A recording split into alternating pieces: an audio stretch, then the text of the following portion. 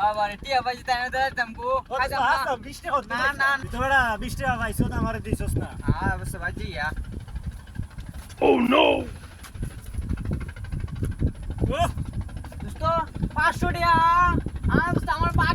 bug দে ওই তোরে দিমু 20 টাকা পাইছো তুই আমারই সব দিছলে তুই দিছস না দোস্ত এখানে বয়বো গপ কই আমরা দোস্ত 500 টাকা বাগ আমার দিলে না